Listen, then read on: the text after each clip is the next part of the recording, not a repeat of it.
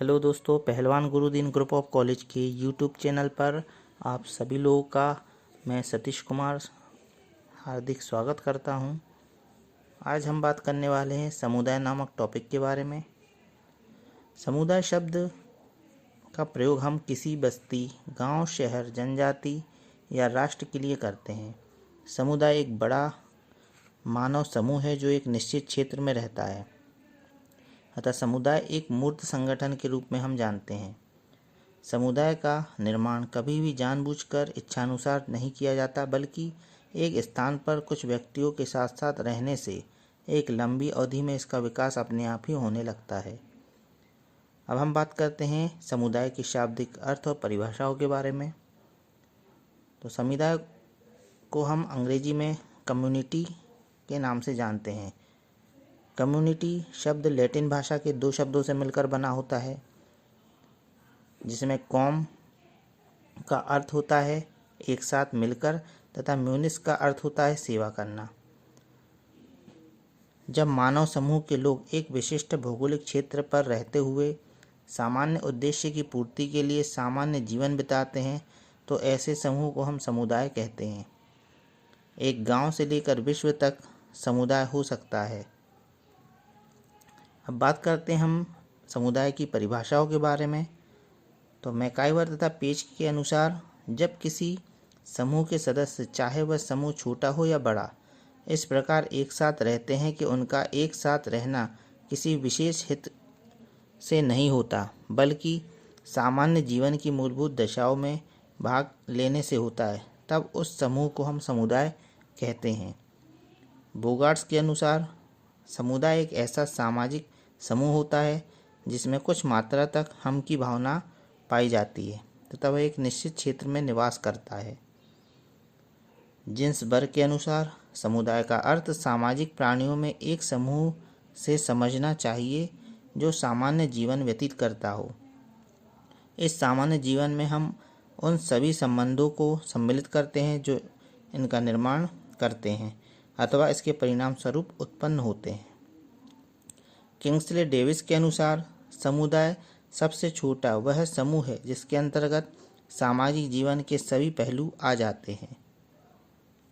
अब बात करते हैं हम समुदाय के आवश्यक तत्व या आधारों के बारे में। तो समुदाय के प्रमुख आधार में सबसे पहला आता है मानव समूह। किसी भी समुदाय का प्रथम आधार मानव समूह माना गया है।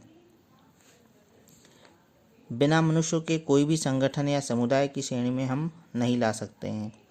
इसलिए कुछ संख्या में मानव एकत्रित होकर ही समुदाय का निर्माण करते हैं। इसलिए घूमने वाली मानव टोलियों को भी हम समुदाय की ही संज्ञा देते हैं। एक निश्चित भौगोलिक क्षेत्र। प्रत्येक समुदाय का अपना एक निश्चित भौगोलिक क्षेत्र होता है जिसके अंतर्गत वह अपना जीवन यापन करते हैं। इसके पश्चात आता है एक समुदाय का अपना एक सामान्य जीवन क्रम होता है जिसके अंतर्गत वह अपना रहन सहन, भाषा, खान पान, वेशभूषा, धर्म, शिक्षा आदि बातों को मिलकर करते हैं। इसके बाद आती है एक सामुदायिक भावना। एक विशिष्ट भौगोलिक क्षेत्र में रहने वाले व्यक्ति एक सी भाषा बोलते हैं, एक ही नियमों परंपराओं से बंधे होते हैं और हम एक हैं, यह भावना प्रकट करते हैं। अब बात करते हैं हम समुदाय के प्रमुख विशेषताओं के बारे में, जिसके अंतर्गत पहली विशेषता आती है स्वाभाविक क्रियाएं। सामाजिक क्रियाओं का क्षेत्र इसके लिए स्वाभाविक होता है। समुदाय संगठन की क्रियाओं में औपचारिकता नहीं होती। संगठन को चलाने के लिए किन्हीं बाह्य औपचारिक कार्यक्रमों की सहायता नहीं रहती। इसलिए समुदाय में सामाजिक क्रियाओं का एक स्वाभाविक क्षेत्र होता है। इसके बाद आता है घनिष्ठ संबंध। समुदाय की सदस्यता प्रत्येक व्यक्ति के लिए अनिवार्य होती है। इस दृष्टि से समुदाय में घनिष्ठता के संबंधों की विशेषता प्रमुख होती है। तीसरा आता है मूल आवश्यकताओं की पूर्ति। समुदाय की यह एक प्रमुख विशेषता होती है कि वह अपने सभी व्यक्तियों की प्रत्येक आवश्यकताओं की पूर्ति करता है।